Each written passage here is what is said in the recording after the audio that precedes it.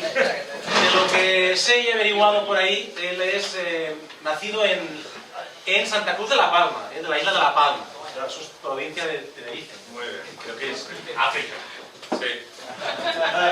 Licenciado en Ciencias Físicas por la Universidad de La Laguna. Doctor en Físicas también por la Universidad de La Laguna. Con una tesis doctoral que leí el título y es una cosa rarísima. Después ha trabajado, que yo sepa, no sé si todavía está inmerso en el proyecto, en la Fundación Galileo Galilei, que es la que gestiona el uso del Telescopio Nacional Galileo, que es italiano, pero digamos que la gestión del uso del telescopio la hace esa fundación que es la Fundación Galileo Galilei con INAF o algo así que se llama. Instituto Nazionale di Astrofísica. De Astrofísica de Italia.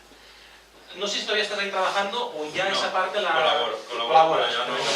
Me sonaba que era algo así. Porque él actualmente, en donde trabaja, es en el Centro de Tecnología Nanofotónica de la Universidad Politécnica de Valencia. He visto que ha escrito un montón de artículos, no sé si es solo con colaboración, pero ha escrito un montón de artículos, reseñas, libros y un montón de cosas que ya no sé. No. Pero bueno, tenemos aquí una eminencia y es compañero... ¿Has fichado el visto? Porque va a ser Dora, macho. Oye, mira, a ver si puedo leeros, porque me hacía gracia leeros el... A ver si lo tengo por aquí.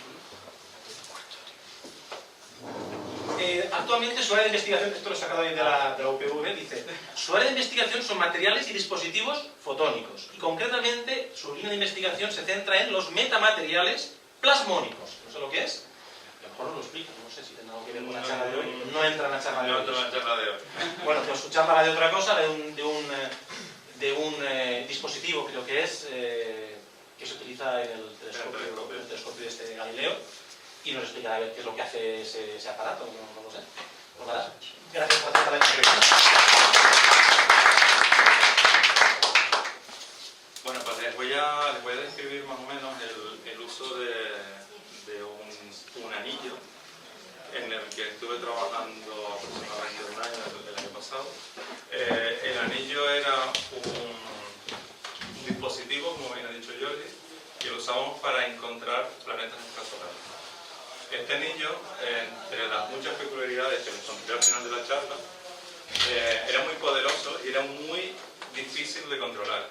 Básicamente mi trabajo allí era controlar el anillo para que funcionara y así poder encontrar los planetas.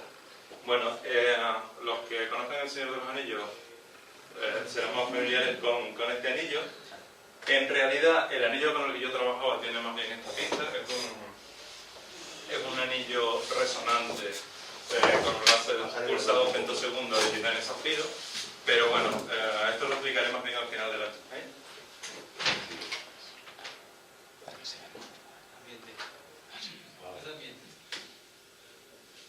He dejado para... Se pierde, sube la luz de ahí. ¿Sí? ¿Un poquito más? Sí. Un poquito más. Pues lo dejamos así. Es que aquí tiene luz, pero si se va al rincón. Dejamos así. Venga, pues vale. Hemos hecho lo que podíamos. Bueno, al final de la charla, si no se han dormido, les explicaré un poco cómo es el funcionamiento de este anillo resonante. Bueno, en la charla les voy a comentar un poco sobre la isla de La Palma y el Observatorio del Roque de los Muchachos, con los telescopios que tenemos allí. Luego me centraré un poco más en el telescopio en el que yo trabajé, en el Telescopio Nacional Galileo. Les comentaré, aunque todos ustedes ya serán familiares con el efecto Doppler y cómo utilizar el efecto Doppler de la luz de las estrellas para buscar planetas extrasolares. Y luego me centraré en este tipo de láseres, en los láseres que producimos con estos anillos resonantes. Bueno, la isla de La Palma todos conocen Canarias, no hace falta que les identifique dónde está. No se ve aquí, pero este puntito que ven aquí, esta isla de La Palma, en este puntito que se ve aquí, uno de los reclamos turísticos que tenemos en La Palma son precisamente los telescopios. Esta es La Palma, los telescopios están en el llamado Roque de los Muchachos, que está en esta zona de la caldera. Como ven, la isla mide aproximadamente 30 kilómetros de lado a lado, pero en esos 30 kilómetros pasamos del nivel del mar prácticamente a 2.000 metros, 2.500 metros. Esto se llama la caldera de Taburiente, que es una caldera erosiva. Aquí baja unos 600-700 metros luego volvemos a subir a 2500 y volvemos a bajar hasta el nivel del mar. Es una isla tremendamente abrupta. Además hay una cordillera central que se llama Cumbre Vieja y Cumbre Nueva, y aquí es una zona que todavía está activa volcánicamente. Entonces, para llegar al Roque de los Muchachos, lo normal es salir del aeropuerto hasta aquí, y aquí está la capital, Santa Cruz de la Palma. Hay una tortuosa carretera que va subiendo por aquí, y en este trayecto, que son aproximadamente unos 36 kilómetros, cuando sube alguien que no ha subido nunca, se suele tardar 1 hora y cuarto, 1 hora y media. Si subes en autobús, pues aproximadamente 1 hora y media, 2 horas incluso. Es una carretera horrible. Bueno, ¿qué tenemos arriba? El paisaje del Roque de los Muchachos es un paisaje, a mí me parece muy bonito. La altura... El Gran Tecán. Sí, sí. El Gran Tecán es este de aquí, que no parece tan grande desde esta vista. La altura de 2.600 metros nos hace estar por encima, en condiciones normales atmosféricas de alisio, nos hace estar por encima del mar de nubes, que lo ven aquí debajo. El mar de nubes se queda entre los 1.800 y 2.100 metros. Y arriba tenemos un aire muy seco, aproximadamente, típicamente en un día bueno hay un 5 o 10% de humedad, y además el régimen de viento es lo que llamamos un flujo laminar. Esto significa que no hay turbulencia, no hay una orografía que perturbe el flujo de aire, de tal forma que no tenemos turbulencia, no tenemos prácticamente vorticidad en el aire. Eso nos permite observar el cielo con una gran definición. El parámetro que se utiliza se llama SIN, y da una idea de cómo de pequeño podemos resolver 2 estrellas. En el Roque de los Muchachos la mayoría de las noches están en torno a 0,7, 0,8 arcos segundos, y en noches buenas pues puede llegar incluso a 0,3 arcos segundos. Ya desde esta vista se puede hacer una idea que el mejor telescopio a nivel de SIN es este pequeñito de aquí, es el telescopio nórdico de 2,5 metros, es el que está más elevado y el que le llega el viento menos perturbado del todo. Los telescopios en general, cuanto más grandes son, tienen más problemas de turbulencia local por el hecho de simplemente estar en una cúpula, pero este de aquí es un telescopio que está bastante ajustada a la cúpula, al instrumento. Además tiene un montón de, aquí no se aprecian, tiene un montón de ventanas laterales que se abren para rápidamente ventilar la cúpula al principio de la noche. Y bueno, esas son las características. Telescopios solares en La Palma tenemos 2, que son la Torre Abierta Holandesa y la Torre Solar Sueca. Este telescopio solar está operado por el mismo organismo que da los premios Nobel. De hecho, creo que me parece que es el mayor telescopio refractor que trabaja en la actualidad. El telescopio tuvo un upgrade, tuvo una especie de, una mejora hace aproximadamente 15 años, y cambiaron la lente, que me parece que era de 60 centímetros, por una lente de 1 metro. Es una lente espectacular, es un elemento de cuarzo que no tiene absolutamente ninguna burbuja, es una cosa espectacular esa lente. Y además la lente está soportada, supongo que habrán visto los telescopios solares, hay un tubo que va al vacío para evitar, porque por el día hay mucha turbulencia, y sobre todo cuando tenemos unas convergentes, si hay aire en el recorrido de la luz, se generaría un montón de turbulencia. Entonces hay un tubo al vacío de aproximadamente unos 20 metros que llega aproximadamente hasta aquí debajo, y la lente está soportada por el vacío que hay en el tubo. Tiene por supuesto una protección para en caso de que se pierda el vacío, que no se caiga, pero la lente en condiciones normales está soportada simplemente por el vacío que hay en el tubo. Este es un pequeño telescopio de 60 centímetros que ya no está en operación. En la agrupación astronómica de La Palma estamos desde hace muchos años intentando que nos lo dejen, y no ha habido suerte. Este es el telescopio Gran Tecán, y este es el telescopio William Herschel de 4,2 metros, que durante un tiempo fue el mayor de Europa, y actualmente este es el mayor telescopio del mundo en operación, el Gran Telescopio Canario. Es el mayor del mundo solo por una distancia de unos 40 centímetros, porque los telescopios, que de hecho el diseño es gemelo, los telescopios Keck de Hawái, cada uno de ellos es de 10 metros de diámetro. Entonces, bueno, es el más grande del mundo, por un trocito así, pero el telescopio español es el más grande del mundo. Bueno, estos son los que vemos en esta imagen, pero hay muchos más. Hay unos, bueno, pueden contar, unos 12 o 13 telescopios. Esta es la parte de fuera por la que se sube. Esto que ven aquí más abrupto está dentro de la caldera. El borde no es tan afilado como puede parecer en la imagen, no hay peligro de caerse inmediatamente. Si subimos por la carretera, encontramos la zona de la residencia, que es donde vamos a dormir cuando nos quedamos trabajando hasta muy tarde, o la gente que trabaja por la noche cuando se levantan se quedan durmiendo en la residencia. Funciona como un hotel esencialmente. Seguimos subiendo por la carretera y tenemos los dos telescopios Magic, que son unos telescopios, no tengo una imagen aquí, son unos telescopios que se utilizan para observar la radiación Cherenkov. Esto en realidad no observa luz de las estrellas, sino lo que observa es la interacción de rayos cósmicos con la atmósfera terrestre. Esa luz es una radiación que se produce en el frenado de partículas que viajan más rápido que la velocidad de la luz en el aire. No en el vacío, sino en el aire. Entonces, esencialmente estudian partículas relativistas. Son dos telescopios inmensos, miden 17 metros de diámetro cada uno, y están construyendo otros 4, también por esta zona y por este otro lado. Inmensos. Los que están construyendo ahora son de 20 metros. Además hay 4 helipuertos que se construyeron para las 4 familias reales que fueron en la inauguración del observatorio, para que no tuvieran que esperar unos por otros. Luego seguimos subiendo por la carretera y aquí se bifurca en lo que se llama tradicionalmente el lado de los ingleses y lo que podríamos llamar la parte del roque de los muchachos. En la parte de los ingleses estaba el que les dije, el telescopio Cullen-Herschel de 4 metros, un telescopio muy pequeñito que ya también ha cesado la operación, era un telescopio meridiano y simplemente lo que medía las posiciones de estrellas con mucha resolución. Es un sistema relativamente complicado de máscara. No tiene ni siquiera movimiento en azimut, solo se mueve en altitud y espera a que las estrellas vayan pasando por delante del sensor, que emplea es una técnica un poco complicada de máscara simplemente para hacer astrometría. Pero ya no está en operación. Luego tenemos el telescopio, hasta hace unos años, que yo sepa, el mayor telescopio operado de forma totalmente robótica del mundo, el telescopio Liverpool de 2,5 metros, en el que no había nadie para la operación del telescopio, se operaba remotamente desde la Universidad de Liverpool. El telescopio Isaac Newton, de también 2,5 metros, un telescopio muy antiguo y muy bonito, que además sigue siendo el único que tiene montura ecuatorial, el resto de telescopios son todos de montura azimutal, y creo que me estoy riendo mucho con esto.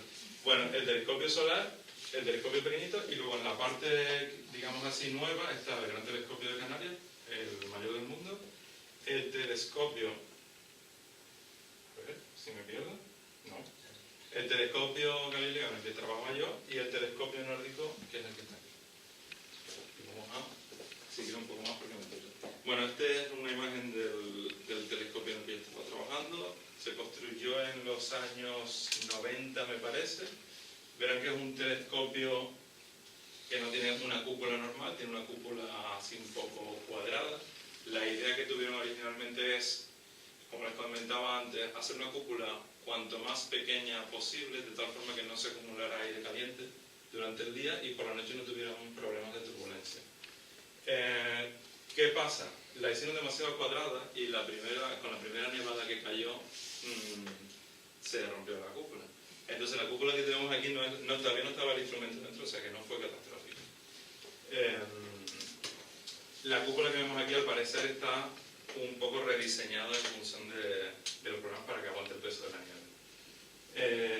El telescopio se abre lateralmente unas puertas tal que así, ¿vale? Estas dos compuertas de aquí, y además tiene también un cortavientos para, en el caso, que por supuesto no sería óptimo, de que esa noche haya viento, reducir las vibraciones del movimiento en el telescopio.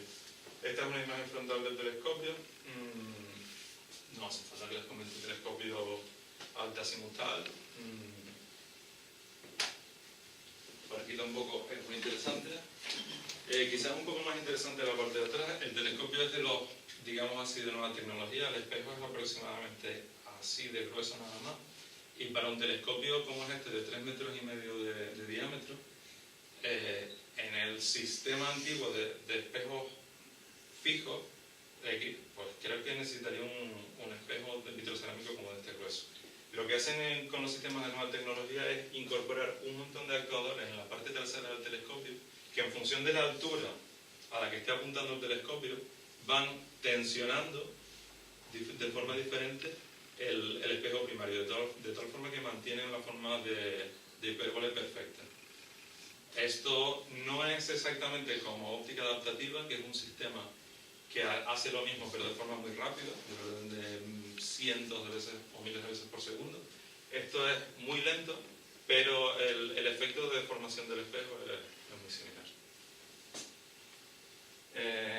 Otra cosa que habrán notado aquí es que en los telescopios que son habitualmente Cassegrain, normalmente hay instrumentos montados como en el Cassegrain o el ocular o el instrumento que toque. En el telescopio Galileo todos los instrumentos están en los focos Nasmyth.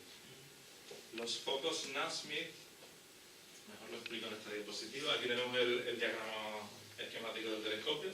Espejo primario hiperbólico, espejo secundario hiperbólico, bueno, el primario cóncavo hiperbólico, secundario convexo hiperbólico.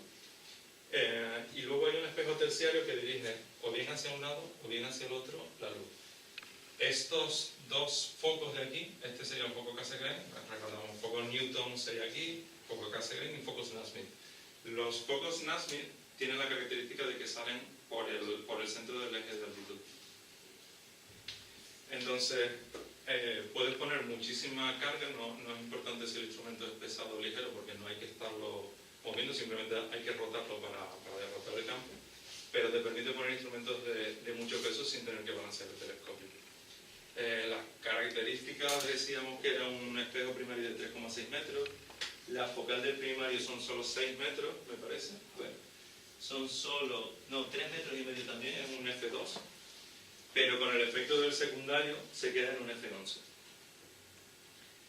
El telescopio tiene actualmente 4 instrumentos montados, 2 de infrarrojo y 2 para visible. Los 2 de infrarrojo son JANO, que es un espectrógrafo de alta resolución en infrarrojo, NICS, que es una cámara y espectrógrafo de baja resolución en infrarrojo térmico. Cuando me refiero a infrarrojo térmico son aproximadamente entre 1 micra y 8 micras de longitud de onda. Luego los instrumentos de visible son HARPS Norte, que es en el que yo estaba más involucrado, y Dolores, que suena como a cachondeo, pero significa Device Optimized for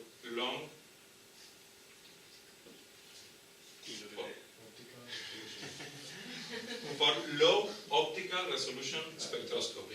Gracias. Esencialmente una cámara con espectrógrafo de baja resolución. Este es un espectrógrafo de muy alta resolución y estos son los 4 instrumentos que he contado. Bueno, 2 imágenes de lo mismo de antes. Este es NICS. Ya ustedes todos conocen la historia de que las cámaras tienen que estar enfriadas. Las cámaras, típicamente las cámaras de visible, se operan a unos 150 Kelvin, que más o menos son 150 grados bajo cero. Sería Dolores y el espectrógrafo de visible, pero los instrumentos de infrarrojo térmico tienen que estar enfriados mucho más. Están enfriados aproximadamente a entre 4 y 10 Kelvin. Eso equivale a unos 260 y muchos grados bajo cero. Son instrumentos mucho más complicados. Los sensores de infrarrojo, como estaba comentando antes a Vicente, son caros, complicados y de baja resolución, muy ruidosos y además, por si fuera poco, cada vez que hay algún problema con la refrigeración, cada vez que suben a temperatura ambiente y se vuelven a enfriar, algunos píxeles mueren. Y algunos, estamos hablando de a lo mejor 1000 píxeles. Bueno, no, más bien tienen 250 por 250. Cada vez que se hace un ciclo de enfriamiento y calentamiento, mueren unos pocos píxeles. No son como las cámaras CCD, que todos estamos familiarizados. Bueno, este es el instrumento que les comentaba, el HARPS. Es High Accuracy Radial Velocity Planet Searcher. Este espectrógrafo está alimentado por fibra óptica. Esto significa que no está inmediatamente en la parte de arriba del telescopio, sino que está en el sótano. Hay una fibra óptica que va desde el foco Nasmyth, concretamente desde la misma luz que entra a Dolores, hay un espejo móvil y el espejo desvía la luz hacia un acoplador de fibra óptica. Un sistema un poco o bastante complicado, Pero esencialmente lo que hace es coger la luz del telescopio, introducirla en una fibra óptica, bajarla hasta el basement, el sótano del telescopio, y en el sótano del telescopio construyeron este instrumento. Está aquí desde hace, me parece que 7 años nada más. En el sótano del telescopio, que ya está dentro del edificio, construyeron una habitación más o menos como esta. Dentro de esa habitación, a esa habitación al primero yo he entrado, dentro de esa habitación hay otra habitación a la que yo no he entrado. Dentro de esa segunda habitación hay una vasija de acero como esta que ven aquí, y dentro de esa vasija de acero es donde está el instrumento. ¿Cuál es la idea de todo esto? Pues conseguir una temperatura y unas condiciones de temperatura y presión muy estables. La temperatura la controlan a una escala de 1 milikelvin. No va enfriado, solo va enfriada la cámara que iría en el dewar que iría aquí, que sí iría con nitrógeno. Esto se mantenía a una temperatura, me parece que eran como 15 o 20 grados o algo así. Pero es muy importante para la estabilidad del instrumento que esto esté todo lo regulado que pueda. La presión solo se regula dentro de la vasija, las habitaciones no están presurizadas, pero bueno, se regula concretamente a alto vacío, pero sí que la estabilización térmica de todas estas habitaciones funciona bastante bien. De hecho, si alguien necesita entrar y cambiar algo aquí, el tiempo de estabilización es del orden de varios días, una semana, hasta que el instrumento ha adquirido su estabilidad. Bueno, estas son otras vistas de HARPS. Ven, tiene 2 redes de difracción más o menos de este tamaño. Solo he visto en fotos, claro. Bueno, y este sería el tipo de espectros que nos da HARPS. Este sería el espectro que obtendríamos de una estrella tipo solar. Aunque en realidad en el TNG hay un telescopio pequeñito de este tamaño aproximadamente que sí que nos permite observar el Sol para tener a veces hace falta una referencia de un espectro solar y bueno, luego les contaré un poco más. Pero nos permite observar el Sol, obviamente no con el telescopio de 3,6 metros, pero sí que un telescopio pequeñito que todos los días observa el Sol. ¿Todo correcto en el espectro? No, ¿Ninguna duda? Cada línea es cada línea aquí es una combinación entre elementos que hay en el Sol y elementos que hay en la atmósfera de la Tierra.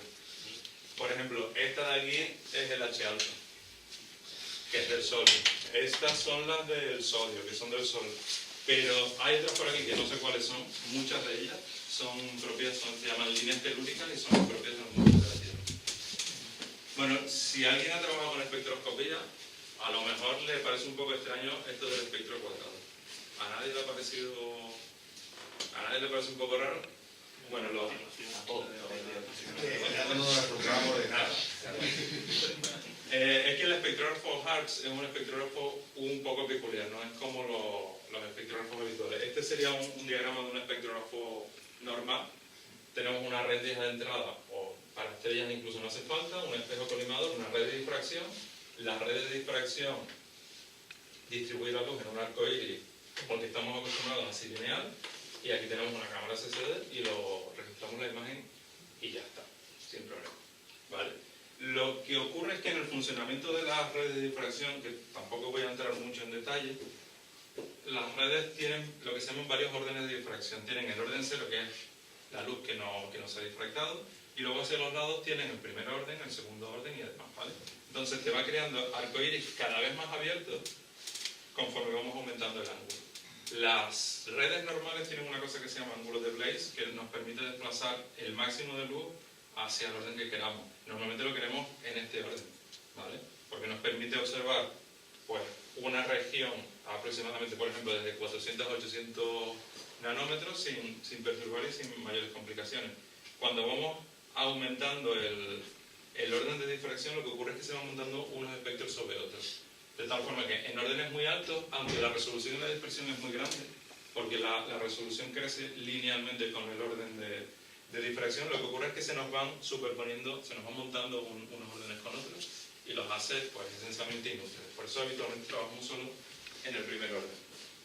¿Qué es lo que usa HARPS? HARPS es un espectrógrafo de tipo Shell en el que la red se utiliza muy inclinada y se utiliza también Blaze para mandar el máximo de energía a esos órdenes altos. Y lo que hacemos es dispersar la luz dos veces.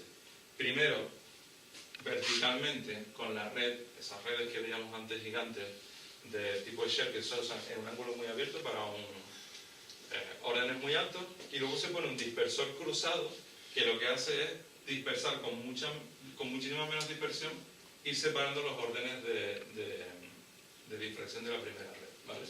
Esto nos permite mucha más resolución, porque decíamos que la resolución crece linealmente con el orden, nos permite mucha más dispersión y además nos permite capturar todo el espectro de un golpe utilizando una cámara más o menos cuadrada.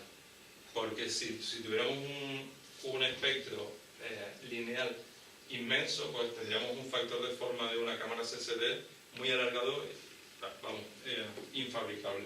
Entonces, además de la resolución, esto nos permite utilizar sensores cuadrados de una forma mucho más eficiente.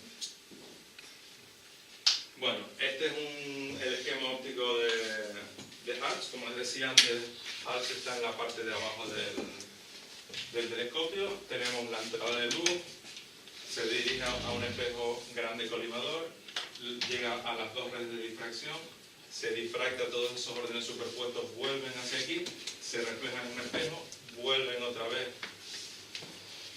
al colimador, y aquí está un prisma que es el dispersor cruzado. Y luego hay una óptica que forma la imagen en la cámara. En realidad, Harps utiliza dos cámaras, dos pastillas SSD que cada una encima de una a la de otra, una la que llamamos la roja y otra la azul, porque en una cae la parte roja del espectro y en otra la parte más azul. Bueno, si les interesan los detalles, que no creo, los he recuperado aquí todos los detalles de Harps. La resolución, que quizás sería el aspecto más remarcable, son 115.000. Un espectrógrafo normal, de los que decíamos lineales, normalmente tiene 3.000, 4.000, hasta 10.000 quizás. Este es un espectrógrafo de muy alta resolución. El rango que observa es desde 380 más o menos hasta 700 nanómetros, que es donde hay más línea de interés para los astrónomos, y yo creo que no me voy a enredar mucho más. Una cosa que es importante es la eficiencia total del sistema. De la cantidad de luz que llega al telescopio a la cantidad de luz que luego conseguimos registrar en la cámara, o sea, que sale en el ordenador, la eficiencia de todo conjunto es solo del 8%. O sea, estamos perdiendo un 92% de la luz, se está perdiendo por el camino, entre fibras ópticas, acopladores, espejos, toda la óptica de dentro y demás, se pierde casi toda la luz. ¿Ese es el motivo por el cual se construyen con espejos tan grandes? ¿Esa pérdida de tanta luminosidad? Ese es uno de los motivos principales. Y otro es, se dice clásicamente que es la resolución, pero en realidad la resolución está limitada normalmente en la Tierra, está limitada por el cine. Entonces, nunca vas a ver en un telescopio como este, nunca vas a ver mucho más allá de 0,8 arcos segundos, aunque lo hagas inmenso. De hecho, cuanto más grande lo hagas, al final, a efectos de turbulencia, es peor, porque bueno, la turbulencia en la atmósfera funciona con una cosa que se llaman células convectivas y demás, que tienen un tamaño más o menos así. Cuando tienes muchas de estas, incluso emborronas más la imagen. O sea que lo mejor que podrías ver por efectos de resolución sería con un telescopio así, del tamaño de la célula convectiva típica de ese sitio. Pero sí, se construyen así de inmensos precisamente porque se pierde un montonazo de luz en todos los instrumentos. En una cámara normal no. En una cámara que tiene solo el sensor, el CCD y el filtro, pues no sé cuánto se perderá, pero los espejos típicamente aluminizados pues tienen una reflectividad del 80 y mucho. Que es peor, y es peor que los espejos de aficionados, porque van recubiertos, los de aficionados van recubiertos de sílica, y estos va el aluminio al aire, que se va oxidando un poco, se va llenando un poco de mierda y demás. Y cada 4 años más o menos, cada 3-4 años se realuminiza. Se quita todo el aluminio y se vuelve a aluminizar. Es un trade-off. Bueno, pues este sería un espectro típico del Sol. Harps utiliza continuamente una referencia que se llama un estalón o Fabry-Perot, que son estos puntitos que ven aquí. Entonces tenemos siempre la referencia y el espectro de la estrella que queremos ver. Este sería lo que sacamos en Harps, el CCD rojo, el CCD azul, perdón, al revés, el CCD azul y el CCD rojo, y este sería el espectro típico, ¿vale? Bueno, estos son detalles de cómo entra la luz a la fibra óptica que luego alimenta el espectro rojo. creo que tampoco nos vamos a perder. Y bueno, ¿para qué estamos haciendo todo esto? ¿Para qué es esta idea del buscador de planetas por velocidad radial? Esto ya más o menos a todos les sonará. En un sistema de exoplanetas, bueno, en realidad siempre que tengamos dos cuerpos orbitando, vamos a tener un cuerpo, en el caso de que sea un planeta extrasolar, tenemos un cuerpo muy masivo que es la estrella y tenemos un cuerpo poco masivo que es el planeta. Aunque siempre conocemos lo de que los planetas se mueven alrededor de la estrella, lo que ocurre es que en realidad los dos se mueven en torno al centro de masa. Lo que pasa es que el planeta, como es más pequeño, se mueve mucho más. La Tierra, por ejemplo, estuve echando la cuenta antes, se mueve a unos 54.000 km por hora y el Sol solo se mueve a unos 0,4 km por hora. ¿Vale?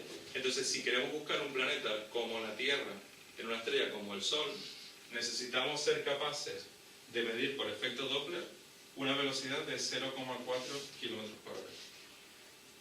El efecto Doppler, que sí que le sonará, lo de la ambulancia, ¿cómo era, Giselle? Eso. Muy bien. El efecto Doppler, que todos conocemos el sonido, ocurre lo mismo en luz. Cuando una fuente luminosa se acerca hacia nosotros, la luz se desvía ligeramente hacia el azul. Cuando se aleja de nosotros, se desvía ligeramente hacia el rojo. Pues midiendo el efecto Doppler en las estrellas, podemos inferir, en el mejor de los casos, la presencia de un planeta. Lo que pasa es que estamos hablando de velocidades de 0,4 km por hora. La mayoría de los planetas de los que hemos oído hablar, de los planetas extrasolares, se han detectado por otro método, que es el método de tránsito. ¿Vale? Simplemente el planeta pasa por delante de la estrella, la oculta, vemos una pequeña cadena de luminosidad y eso es lo que se mide. En el caso de velocidad radial, bueno, siempre ocurre lo mismo. Lo que te interesa es que haya una estrella más o menos pequeñita y un planeta muy grande. Y además de muy grande, muy cercano a la estrella. Eso lo que hace es, en el caso de tránsito, tapar más sección de la estrella, o en nuestro caso de velocidad radial, tirar más de la estrella. Bueno, ¿cuál es el problema? Que tenemos que hacer una medida absoluta de unas cantidades que son diminutas en estrellas. Esto no es nada sencillo. La clave del asunto es ser capaces de apreciar pequeñas diferencias en esas líneas que veíamos antes de absorción, como la H-alfa, las líneas del sodio, ser capaces de detectar diminutos desplazamientos de esas líneas hacia el rojo o hacia el azul. Pero uno de los problemas es que, a pesar de que el espectrógrafo está, como les decía antes, a una temperatura estabilizada en milikelvin, presión está alto, vacío, la vasija y demás, siempre existen unos pequeños desplazamientos de todo el instrumento por miles de problemas. Entre ellos, por ejemplo, el sistema que enfría la cámara CCD crea una pequeña ondulación que hace que el espectro se mueva un poquito. Además, cíclicamente es un sistema de una válvula que se va abriendo y demás, y con un periodo de unos 5 minutos se está moviendo ligeramente todo el espectro. Entonces, para compensar todos los posibles problemas, se utilizan lámparas de calibración, que es el sistema clásico de medida. Son lámparas parecidas a las lámparas de sodio que se utilizan en las calles, es la misma idea. Lo que pasa es que dentro, en las que utilizamos en HARPS y las que se utilizan normalmente en astrofísica, porque el sodio tiene la característica de que solo tiene, o esencialmente tiene esas dos líneas naranjas que vemos, a 590 nanómetros, utilizamos unas lámparas que tienen torio y argón. El argón, muy bien. El torio es un metal radiactivo. Lo cual, si además vives en una isla, origina problemas de transporte de lámparas horribles. Además de estas lámparas, pese a que siempre solemos decir que los átomos, que las lámparas tienen unos picos de emisión, o sea, emiten una longitud de onda dependiente de los materiales que las componen, y eso es verdad. La longitud de onda de todos esos picos no está perfectamente determinada, porque al haber pequeñas variaciones también de temperatura en la lámpara, pequeñas variaciones de la corriente que pasa por la lámpara y demás, esas líneas se pueden estrechar o regresar un poco. Y eso hace el ensanchamiento, por ejemplo, el ensanchamiento que sería colisionar. Hay una serie de mecanismos que provocan ese ensanchamiento de las líneas, porque no tenemos un solo átomo de torio emitiendo, que eso sería lo ideal, sino que hay pues, una cierta cantidad de gas. Entonces, ese ensanchamiento normalmente no es inhomogéneo y da lugar a una serie de problemas en la anchura de las líneas. Además, esta lámpara no es conveniente tenerla encendida de continuo, sino que se enciende solo al principio y al final de la noche. Estas lámparas no tienen una vida de funcionamiento muy larga. Y lo que se hace es, al principio y al final de la noche, hay un dispositivo que es un fabrípero, que esencialmente es colocar dos espejos enfrentados muy cerca, uno delante del otro, y simplemente por el hecho de tener dos espejos enfrentados uno delante enfrentados, eso crea un filtro cuya transmisión es una serie de picos periódicos, ¿vale? Es parecido a los filtros que se usan en nebulares, son varias capas pero no equiespaciadas. Con solo dos espejos sí que consigues un montón de picos equiespaciados en el espectro. Pues han intentado que estos dos espejos estén en un soporte térmicamente súper estable, un material que se llama Cerodur, que es una vitrocerámica que en principio tiene coeficiente de expansión casi cero y demás, pero lamentablemente es la distancia entre estos dos espejos, que es lo que determina la posición de estos picos, cambia, siempre cambia. Entonces al principio y al final de la noche se hace la calibración de cómo están estos espejos en función de la lámpara de Toribio y se mantiene luz, un poquito de luz blanca pasando por esto durante toda la noche y esa es la referencia que se tiene, ¿vale? Bueno, como les decía antes, este sería el espectro completo de la lámpara de Toribio y lo que conseguimos a largo plazo con estas lámparas en las condiciones normales de trabajo es una precisión de unos 0,6 metros por segundo. Esta precisión está por debajo de lo que necesitamos para encontrar planetas como la Tierra en estrellas como el Sol. Así que, en principio, aquí se acaba. Pero, no. Pero hay un truco. Y el truco fue merecedor del premio Nobel del año 2005, el premio Nobel, el de física, el de verdad. El invento, por supuesto, es previo. Hay un dispositivo que se llama LaserCom, o más precisamente Laser Frequency Com, que es un sistema láser que produce una serie de picos en el espectro que están perfectamente determinados. Y están además determinados con una precisión altísima, una precisión del orden de 10 elevado a una parte, la incertidumbre del orden de una parte en 10 elevado a 18. ¿Vale? Entonces, podemos producir luz con un montón de picos y además cada pico está perfectamente conocido. El uso del LaserCom se está extendiendo cada vez más, es un dispositivo bastante reciente y relativamente complejo y se está utilizando también para espectroscopía normal, porque además de producir todos esos picos se pueden desplazar y se pueden hacer un montón de... Se puede trabajar un montón en espectroscopía. ¿Y cuál es la idea que tuvieron en Harvard? Pues utilizar este dispositivo, el LaserCom, para calibrar el espectrógrafo, porque como decíamos antes, la precisión que tenemos en cada una de estas líneas espectrales es altísima. Bueno, preparando la charla ayer, busqué en Google para ver si teníamos alguna imagen de un dispositivo de un LaserCom. Y bueno, efectivamente, LaserCom significa peine láser, y me encontré con que absolutamente ninguno de las imágenes se correspondía con lo que yo estaba buscando. Pero bueno, como Google siempre tiene razón, tengo que poner.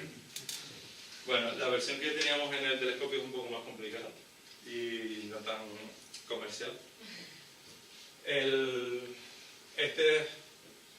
LaserCom, bueno, obviamente dentro de la caja. Lo que estamos viendo aquí es la antigua sala de control del telescopio, que se ubica justo debajo de donde está el instrumento en sí. Y eso significa que está en la parte móvil, en la parte móvil de la cúpula. La sala de control se ha trasladado actualmente a la parte fija del edificio, de tal forma que cosas como ir al baño por la noche es muchísimo más cómodo. Y lo que se puso aquí fue todo el LaserCom, ¿vale?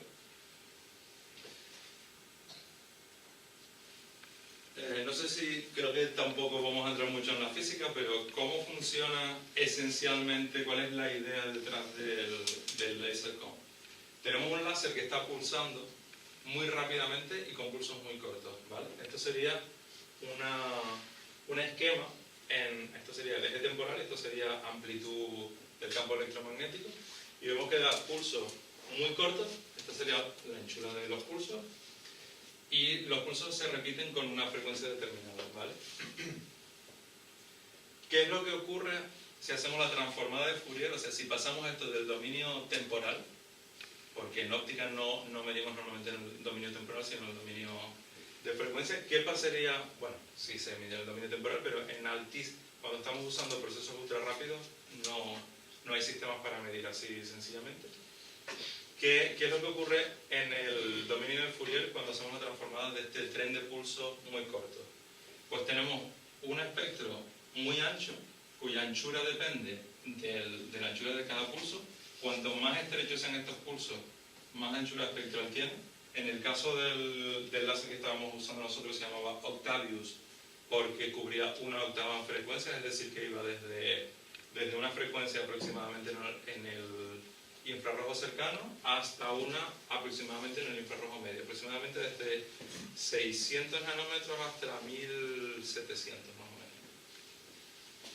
Esto decimos que se origina por la anchura de cada pulso, y luego dentro de esta envolvente tenemos una serie de picos. La distancia entre estos picos está determinada por la frecuencia de repetición de cada pulso. Más o menos. Vale. En este dispositivo lo que conseguimos es, para cada uno de estos picos, que tienen una forma, como ven, como si fuera un peine de frecuencia, para cada uno de estas líneas de emisión en el espectro, podemos conocer de forma muy precisa la frecuencia a la que están, o lo que es lo mismo, la longitud de onda, porque son inversas. Entonces, la frecuencia de cada pico es igual a una frecuencia base que llamamos Carrier Envelope Offset, y luego a un múltiplo entero de la frecuencia de repetición. ¿Vale? Y aunque parezca un poco raro, podemos determinar de forma muy precisa con el instrumento tanto la frecuencia de repetición como el Carrier Envelope Offset. En la práctica es un poco más complicado de estabilizar, pero sí que podemos estabilizar contra un reloj atómico usando como referencia un reloj atómico que a su vez usa como referencia la señal de GPS. Podemos conseguir una señal muy estable, como les decía al principio, de una parte en 10 elevado a 18, cada una de estas piquitos en el espectro. Este es un esquema más o menos del instrumento, tal y como lo describieron al principio, el instrumento que hay en el telescopio. Parece relativamente sencillo. Y luego uno llega allí y se encuentra esto. Esta es una imagen podemos decir desde un lado, y esta es desde otro. O sea, esta caja de aquí, esta misma caja de aquí. Como verán, hay aproximadamente unos 100 elementos ópticos, cada uno con su vástago. Estos son, por ejemplo, espejos. Aquí hay filtros, objetivos de microscopio, polarizadores de varios tipos. Vamos, casi cualquier elemento óptico que uno se puede imaginar en una mesa óptica estaba aquí. Y luego tenemos la electrónica de control, que se utilizaba tanto para tener una referencia de tiempo precisa. Uno de estos, este de aquí por ejemplo, es un reloj atómico de cesio, me parece. ¿De cesio? Creo que es de cesio. Básicamente un reloj atómico. Y aquí tenemos el sistema de control que estabiliza cada una de esas frecuencias que decíamos antes a la señal del reloj atómico, a su vez a la señal del GPS. Yo supongo que aquí no querrán entrar. En realidad, el primer día, porque mi jefe directo estaba en Harvard. Entonces, en La Palma yo, cuando llegué allí, estaba un poco solo. Y me acuerdo el primer día que hicimos un Skype, cuando ya había llegado, y me dijo algo así como: bueno, Leo, aunque te parezca una broma, no tenemos ningún manual de cómo hacer esto, entonces coge cada cable y vete siguiendo dónde va y te vas haciendo una idea. Y realmente pensé que era una broma, pero no. Esto me lo dijo porque no era una... Aunque te pienses que es una broma, no lo es. Y efectivamente no era una broma. Entonces... Harvard española. Harvard española. La verdad que al principio fue un poco duro porque pues tenía que coger cada cable y hacerme una idea de desde dónde iba, hacia dónde iba, qué podía hacer, qué tenía sentido físico que fuera. Bueno, pues ese era el trabajo. La idea era que todos estos elementos ópticos que ustedes ven aquí se automatizaran y cada noche fuera capaz de recolocarse todo, arrancar de forma autónoma. Al final no lo conseguí en un año y la verdad es que no creo que se pueda hacer. ¿Y todo esto qué es? ¿Va a sufrir el mismo desplazamiento que la luz de verdad de la estrella? Sí, bueno, sí, te lo adelanto. Lo que se hace es se utiliza la luz esta del Lasercom, se sube, también se inyecta en una fibra óptica, sube hacia el telescopio y donde mismo entra la luz de la estrella, un poco desplazado, se inyecta la luz del Lasercom.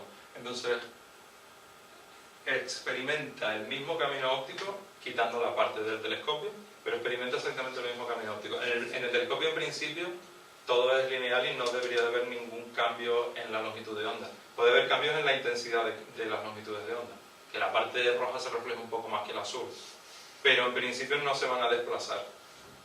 Entonces sí, esencialmente se inyecta, va por el mismo camino que la luz de las estrellas y se utiliza como referencia, que equivale al Fabry-Perot que decíamos al principio, que eran estas dos, hace un ratillo, estas dos espejitos que se utilizaban también como referencia, pero claro, aquí está, el Fabry-Perot está sujeto a cambios de temperatura y de cualquier cosa, incluso a cambios de intensidad de la lámpara de luz blanca que lo alimenta y demás. Esto está totalmente estabilizado contra una cosa a 10 elevada a 18, o sea. Perdona, muy simplificado se puede decir que lo del láser es el patrón.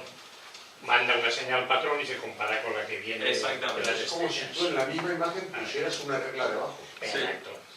Tal cual. Tú coges, pones una regla debajo y la regla esa te la genera el láser. Y ahí Exactamente. aquí arriba todo lo que tienes es el espectro que Mira, te genera la cámara. Exactamente. Colocas una regla debajo que es la que te genera el láser. Exactamente. En la misma imagen. Sí, Exactamente. Simultáneamente, además. Es muy Simultáneamente. importante que sea simultáneo. Si se está moviendo la imagen, se te mueve la regla igual. Claro, si se mueve la cámara, pues se te mueven las dos cosas, se te mueve la estrella y el Lasercom.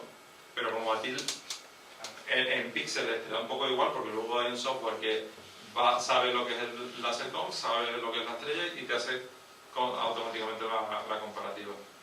Bueno, que además el software es bastante complicado, porque aunque tú tengas exactamente la longitud de onda a lo que te llega al telescopio, como la Tierra se está moviendo a una velocidad bestial que decíamos antes de 50.000 km/h, así, más luego la rotación y demás, el software tiene que tener en cuenta todo eso para mirar una estrella, porque tiene que descontar lo que va avanzando la Tierra más lo que va rotando. No es, o sea, la parte luego esa no es trivial, pero bueno, sobre eso no podemos actuar. Sobre lo que podemos actuar es sobre el instrumento. Y bueno, al final ya de la charla, este es el alma del Lasercom, lo que produce originalmente el Lasercom. El resto de elementos eran adaptaciones para que la luz del Lasercom se acople eficientemente y se pueda medir eficientemente en Harps. Pero esto que ven aquí es el anillo resonante, el anillo para encontrarlo. Entonces, bueno, el anillo en el fondo es un sistema con 4 espejos y en el centro un cristal de titanio, un cristal de zafiro dopado con titanio, que es esto que ven aquí rojo, ¿vale? Se alimenta todo con un láser verde, como podría ser el de un puntero, un láser de 532. La luz entra por aquí hay un espejo que permite pasar la luz verde, pero no la infrarroja. Entonces, este es el cristal de titanio zafiro, la luz vendría, si lo hago correctamente, hacia aquí, se refleja aquí, va a este espejo, aquí hay una lámina compensadora, otra lámina, otro espejo, vuelve aquí y vuelve a pasar por el cristal y empezamos el ciclo, ¿vale?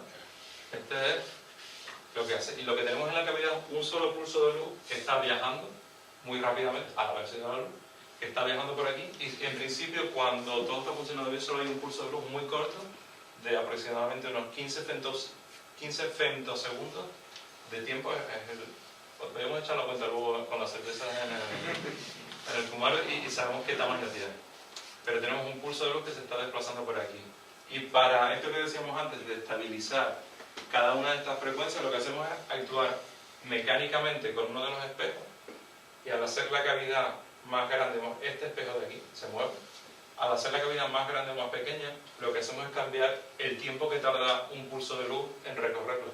Eso es lo que llamamos la frecuencia de repetición. O sea que aquí, moviendo simplemente este espejo, ya podemos bloquear o podemos asegurarnos de uno de los dos parámetros. El otro parámetro que es un poco más complicado, que es cómo se desplazan todos esos picos. El repetition rate es la distancia entre los picos y el carrier envelope offset es cómo se mueven todos. Eso lo hacíamos actuando sobre un dispositivo que hay aquí, que es un cristal, un modulador electro-óptico, que lo que hace de forma efectiva es alterar la potencia de luz que está llegando al cristal. Lo altera de forma somera, no demasiado, y además lo hacemos pulsando una frecuencia para ayudar al proceso. Estamos pulsando ese modulador acústico-óptico, perdón, creo que antes dije electro-óptico. El modulador acústico-óptico se modula además para ayudar a que el sistema vaya bien a la misma frecuencia a la que queremos colocar esta carrera envelope offset, que era 483 MHz, me parece. La frecuencia de repetición no sé si la dije, pero eligieron originalmente 1 GHz, ¿vale? Y ahí tenemos ya cada uno de los picos perfectamente determinados. Mientras seamos capaces de mover rápidamente este espejo, podemos asegurarnos de que va exactamente a 1 GHz. Y mientras podamos, está fuera de la imagen, pero aquí, bueno, de hecho aquí se ve el conector eléctrico. Mientras podamos modular esa intensidad con el acústico-óptico, la intensidad de luz láser de bombeo, podemos asegurarnos de que el carrier envelope offset está a la frecuencia que tiene que estar. Y bueno, aquí está la luz saldría por aquí hay un sistema óptico que lo reparte, hay varias, estas láminas añaden un poco de dispersión para que el proceso sea más eficiente y demás.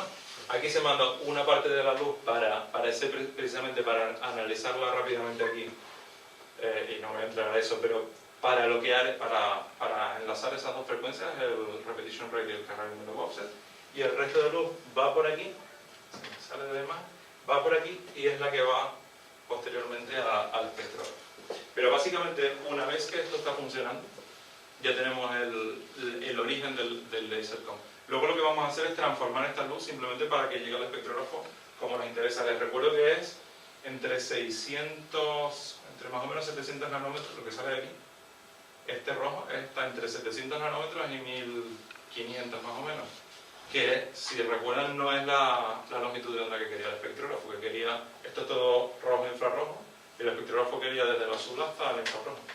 Entonces luego hay una serie de pasos en los que no voy a entrar en detalle. La luz, esta es la caja que veíamos antes, la luz sale por aquí, hay una fibra de cristal fotónico, que es un dispositivo óptico no lineal, que lo que hace es desplazar en frecuencia, o que es lo mismo que longitud de onda, esa luz, desde el infrarrojo hasta el visible, de tal forma que esto es realmente muy bonito. Aquí no se aprecia bien, la luz llega rojo infrarrojo y sale de un color verde anaranjado visible cuando todo va bien. Bueno, la luz, esta sería la luz que luego vamos a llevar al espectrógrafo ya convertida al verde, pero sigue manteniendo esa estructura de pulso, sigue manteniéndose todo igual, solo que desplazada hacia el verde. Luego la luz baja por aquí, esta parte está, aquí hay un aislamiento simplemente mecánico. La mesa óptica es una mesa de las grandes de 3 metros de largo, que está, no sé si han visto alguna vez, está levantada sobre un soporte neumático, de tal forma que está siempre estabilizada y siempre mecánicamente aislada del suelo. Pero además, la parte donde está el anillo láser está, por si acaso, en un trozo de goma espuma que a su vez aísla un poco más de las posibles oscilaciones mecánicas. Bueno, pues la luz se baja, hace un recorrido que yo creo que si se lo explico todo se duerme. Esto me lo definió un amigo mío como un Scalextric con luz, porque la luz va moviéndose por todos estos caminos, todos estos espejos, y realmente puede ser un Scalextric. Y bueno, hay un montón de procesos aquí. Aquí hay dos Fabry-Perot parecidos a los que decíamos antes, que lo que hace, primero decíamos que transformábamos la luz del infrarrojo hacia el verde. Y luego otra cosa muy importante para el espectrógrafo es cambiar ese repetition rate que decíamos de un GHz, que el espectrógrafo no sería capaz de resolver cada uno de los picos. Lo que estamos haciendo con estas cavidades es de cada 16 picos quitar 15 y dejar uno. Entonces estamos, de forma efectiva, estamos cambiando el repetition rate, o sea, estamos como separándolo, estamos quitando picos de los que están en medio, ¿vale? Para que el espectrógrafo pueda, de forma más eficiente, resolver cada uno de los picos. Esto quizás es la parte más complicada de todas, una pareja, sí, dos parejas de espejos, una pareja de filtros Fabry-Perot, que están a su vez para un sistema relativamente complicado, porque hay otro láser que a su vez está enlazado con uno de los dientes del lasercom, que se utiliza como referencia para saber exactamente a qué distancia hay que poner los espejos. Hay un sistema electrónico que está continuamente monitorizando y moviendo estos espejos para exactamente que las frecuencias sean, no alterar las frecuencias del LaserCom, sino simplemente filtrar las que no queremos, y luego, después de estas cavidades, sale la luz y ya llegaría la fibra óptica hasta el telescopio. Creo que nos han dormido y me he extendido un poco más. Bueno, este es el sistema un poco más de detalle, si lo quieren ver luego se lo muestro. Una pregunta un poquito, a lo mejor una chorrada, pero en una isla con tanto movimiento sísmico como es una isla volcánica, todo eso se resuelve con la goma espuma que has hablado debajo de la mesa. En el fondo lo que más molesta es el movimiento propio del telescopio, porque como eso está en la parte móvil de la cúpula, eso es lo que realmente te va a molestar más. La sismicidad de La Palma no es tan grande como parece. De hecho, allí, cuando no hay actividad volcánica, que no ha habido desde los años 70, cuando no hay actividad volcánica prácticamente no hay terremotos. El año pasado hubo un evento de varios, pero es sísmicamente súper estable. O sea que por ahí no va a haber problema ninguno. Bueno, pues este sería el espectro ya todo perfecto. Tendríamos uno de estas líneas sería lo que pasa por el Fabry-Perot, desde que decíamos el Mapute, el que está siempre. El otro es el LaserCom. Y la precisión que se consigue es mucho mejor que la que hace falta al final de toda la película, mucho mejor que la que hace falta para detectar un planeta como la Tierra o una estrella como el Sol. Y bueno, dado que dice, según recuerdo, las cuentas de ABA estaban bastante bien, a lo mejor ha llegado el momento de comprar un LaserCom para No, pero lo podemos hacer. ¿Figuras tú? Fontaneros también, aquí tenemos gente muy apañada en la mecánica, ¿Qué podemos hacer? ¿Cuánto he invertido ahí? Yo lo llamaba mi láser de $1 millón. Solo en material, $1 millón. no en persona. Ah, pues una colecta. hacer una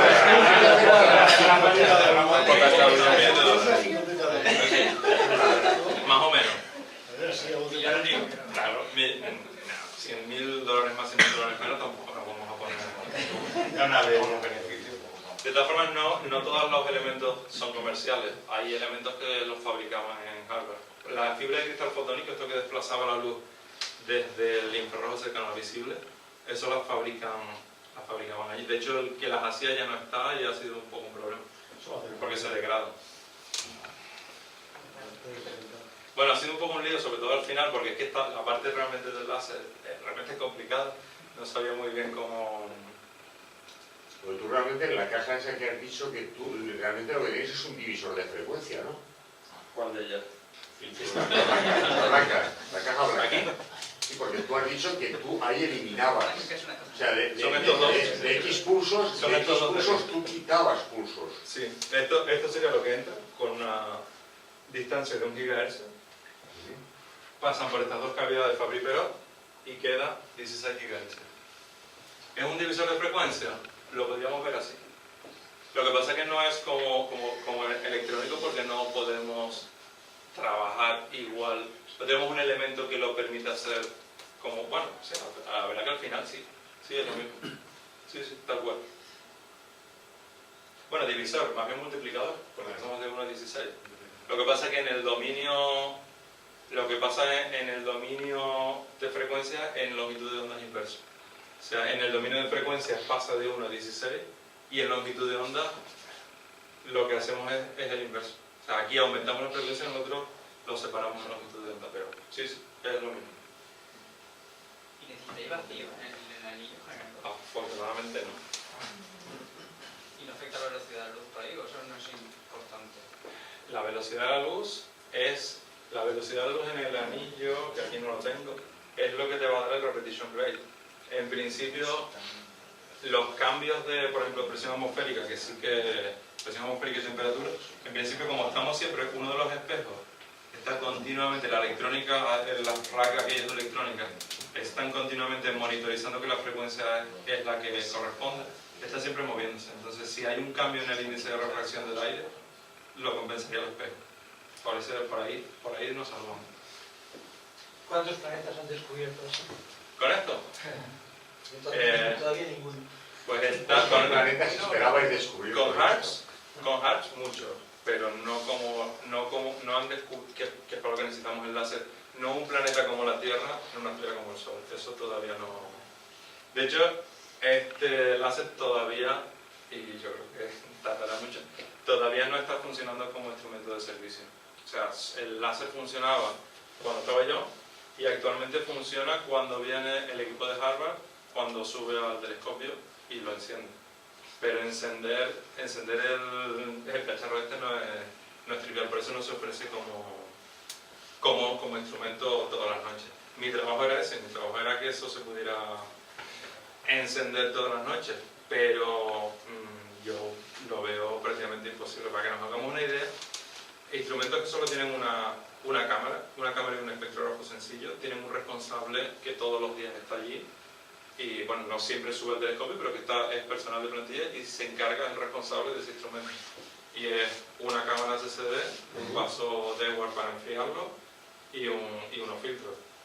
Entonces, para todo esto, yo creo que esto es esencialmente imposible que esto funcione de forma automática y remota todas las noches.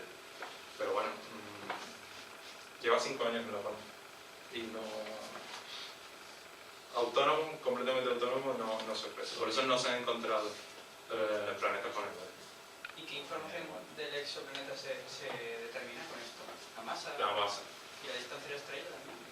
La distancia del planeta a la estrella, sí, la relación de masa y sí, esa, pero a la estrella no, pero sí, entre el planeta y la estrella y la masa. ¿Cuánto está tirando del...?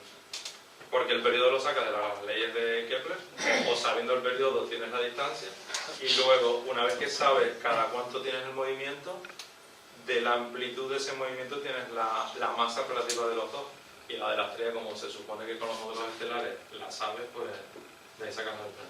¿Qué precisión de movimiento tiene el espejo que compensa la distancia? Ese espejo, este de aquí. Este espejo está montado, como verás aquí, bueno, verás el destornillador, pero con esto no lo regulamos. Lo regulamos con un cristal piezoeléctrico. Los cristales, no sé este en particular, pero estos cristales piezoeléctricos se pueden mover normalmente con precisión de unos cuantos nanómetros, como desplazamiento. No sabes exactamente a qué distancia lo has puesto, pero aplicando un voltaje, típicamente ¿conoces motores piezoeléctricos, actuadores piezoeléctricos? Pues normalmente puedes moverlo hasta 10 micras, más o menos, uno normal. Tiene una amplitud de movimiento desde la amplitud natural a 10 micras más y... Trabaja como una célula de carga a la inversa. Las células de carga, sabes que tú presionas un piezoeléctrico y generas una tensión. Si tú le suministras tensión, expande. No sé cómo son las células de carga, pero tal y como me lo has descrito, sí. Es un cristal de cuarzo al que tú le aplicas tensión, alta tensión. O sea, si tú le aplicas presión al cuarzo, el cuarzo genera corriente, Pues genera tensión. Es lo inverso. El inverso, tú le aplicas tensión y el cuarzo expande. Exactamente. O sea, y tiene una expansión controlada en función de la tensión que tú le suministras. Aproximadamente. Los cristales de cuarzo, los actuadores estos piezoeléctricos, normalmente no funcionan muy de forma determinista, en plan, le aplico 50 voltios, se mueve tantas mil. No hay una linealidad. Es aproximadamente lineal, pero luego no. Aproximadamente. Pero siempre tienes que estar monitorizando. Aquí estamos monitorizando con la luz y en otro tipo de actuadores piezoeléctricos se acopla un sistema con una resistencia, algo así, un sistema que mide exactamente cuánto se ha extendido. Pero sí, es el inverso de lo que me acabo de escribir. De acuerdo. Con el sistema de ocultación se puede ocultar un ángulo, porque actuaríamos sobre un plano y el planeta podría pasar un poquito más arriba o más abajo. Con este sistema se puede medir más ángulo, ¿no? Porque aunque mientras no sea plano del todo, y más o menos qué ángulo se puede abarcar. Pues depende de la amplitud. Me imagino que si la amplitud es muy grande, pues podrás medir, no sé, la verdad que no sé los parámetros. Si la amplitud es muy grande, entiendo, si la estrella se mueve muy rápido, entiendo que podrás medir un ángulo más grande. Porque al final, me imagino que lo que tú mides va con el coseno del ángulo este. Si estás aproximadamente en cero, pues tienes el máximo.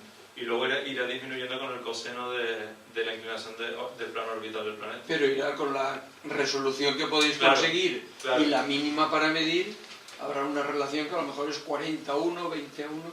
quedar un ángulo... Sí, que a lo bastante- mejor a 45 grados, pues sí, en vez de tener la precisión de cuánto decimos que era, 0,01, pues si lo tenemos a 45 grados será esto por raíz de 2, más o menos. Sí, pero sí, O exactamente sea, que como lo has puedes contado. medir prácticamente un ángulo altísimo. Sí, a costa de que disminuya un poco, pero sí. Es la típica ventaja que se exprime de este método comparado con el de tránsito. Lo que pasa es que el de tránsito es mucho más sencillo. Tampoco te permite medir con capacidad las masas y demás, solo ves lo que oculta. Otra ventaja de este método es, pero no para encontrarlo, sino ya para estudiar una vez que lo hayas encontrado.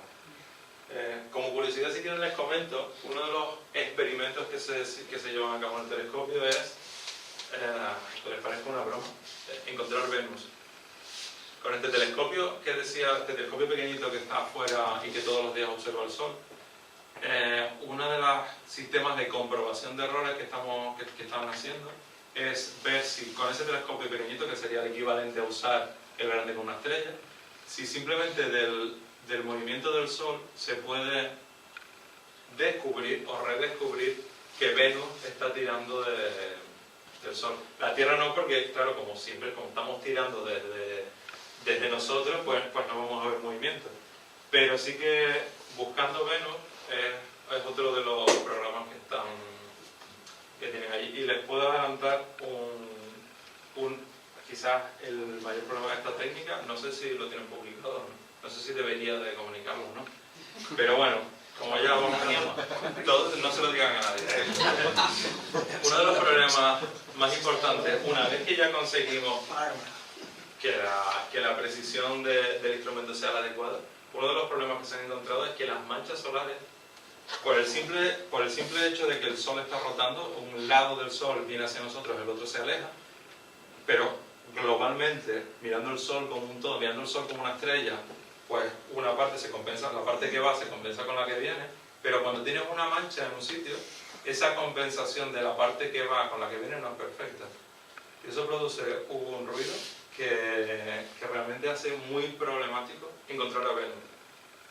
Así que en otras estrellas de las que no sabemos exactamente... Cuando hablas de ruido, ¿es un ruido de lectura en el sensor o es un ruido en la luz? Un ruido, cuando tú pintas el movimiento del Sol, tú ves que hay, no ves la señal que esperarías ver de, pues cuando Venus tira hacia un lado, el Sol se aleja, luego se acerca, luego se aleja. Pero al cabo del tiempo no es en el instrumento, sino es en los datos cuando los pintas y dices, pero toda esta basurilla aquí, ¿qué es? Y el hecho de que tengas esas manchas solares que te tapan por un lado o por otro, te desvirtúa la señal y te dificultan y mucho encontrar a Venus. Una pregunta de tipo general o grande. ¿Por qué se ha elegido exactamente las gamas de la luz visible de todo el espectro? Podría haberse cogido radio, por ejemplo. Podría haberse cogido radio o podría haberse cogido infrarrojo. Por ejemplo. En radio, pues la verdad que de radioastronomía yo no sé, pero sí que tengo entendido que las estrellas no son muy eficientes en radio. No sé si hay líneas espectrales, líneas atómicas como las de sodio o las de alfa, en radio seguro que no hay. Habrá líneas moleculares, pero en una estrella, a la temperatura que está una estrella, es más eficiente buscar líneas atómicas que líneas moleculares. Sí que se podría utilizar el infrarrojo. De hecho, en otro instrumento llano es más o menos lo mismo, pero en infrarrojo. Lo que pasa es que, así como en el visible tenemos instrumentos que funcionan muy bien, cámaras relativamente baratas, que funcionan muy bien con unos píxeles, todo muy lineal, los materiales son muy transparentes, va todo muy bien. Cuando nos vamos un poco hacia el infrarrojo, los materiales empiezan a ser un problema. Tanto las cámaras se convierten en un problema porque no puedo utilizar una cámara de silicio. El silicio más allá de 1100 nanómetros es transparente. A 1500 nanómetros el silicio es como si fuera un trozo de vidrio. Entonces tienes que buscar otros materiales, se complica todo mucho. Llano es esencialmente parecido a HALS, pero sus capacidades son mucho peores. Aunque la resolución matemática sea la misma, en general todo va peor. Incluso las fibras ópticas para el infrarrojo no, hasta 1500 sí, pero más allá de 1500 nanómetros las fibras ópticas dejan de transmitir, se convierte todo en un problema. pero sí que hay buscadores de planetas también en el infrarrojo cercano. Por eso que has dicho antes de que con el Sol las manchas te provocan ahí una cosa rara, se deduce que en las estrellas que se observan no tienen manchas, No, ¿por qué? porque si no también te aparecería toda esa Pero que- basurilla. Pero que yo no he dicho que no aparezca también en las O sea que estrellas. también nos sale. Lo Entonces que pasa es es mucho que- más complicado. En el Sol, sí que sabiendo, claro, es que en otras estrellas tú no sabes exactamente dónde está el planeta y demás. En el caso de Venus sabemos exactamente dónde está Venus, dónde está el Sol ¿Y dónde están las manchas? y dónde están las manchas. Entonces, si lo miras hacia atrás en el tiempo, te pones a mirar los informes de los observadores de manchas solares y dices, coño, aquí que hay una oscilación muy rara, mancha solar gorda en un lado del Sol. Y así, pero sí, no, en las estrellas se entiende que pasará lo mismo. Con el agravante de que no tenemos información de las manchas solares en otras estrellas, y ese es uno de los campos en los que están trabajando. A ver si hay alguna firma espectral que sea confiable para evaluar si los datos son buenos o son malos en función del espectro de la estrella, a ver si se pueden identificar si existen o no existen manchas y si son o no son relevantes para la medida. Pero es uno de los puntos complicados. ¿Alguna estrella de tipo B se ha buscado? Creo que han buscado, y de hecho han encontrado muchos planetas, pero todos con la característica de que los planetas son relativamente grandes y están relativamente cerca. Hay una definición un tanto arbitraria de la zona de habitabilidad, que es donde se entiende que en un planeta como la Tierra pues tendrías agua líquida. ¿Tiene sentido una definición de ese estilo? Pues sí y no, porque luego podemos también... Porque toda la historia, todo el hype con esto es encontrar un sitio donde pueda haber vida. Es en el fondo a lo que va todo el mundo. Entonces, ¿hasta qué punto eso tiene sentido, pero en un sistema como Europa o como las lunas de Júpiter no podría ser también un buen candidato? Entonces, hay mucha obsesión con encontrar un planeta tipo terrestre en una estrella tipo solar, pero hasta cierto punto hay otras opciones. Y luego podemos plantearnos si realmente es necesario que haya agua líquida para tener vida. Para tener vida como aquí sí, pero a lo mejor hay otro... Pero bueno, como por lo que podemos empezar a buscar es por lo que conocemos y no se puede empezar a buscar por otro sitio, pues es lo que intentamos.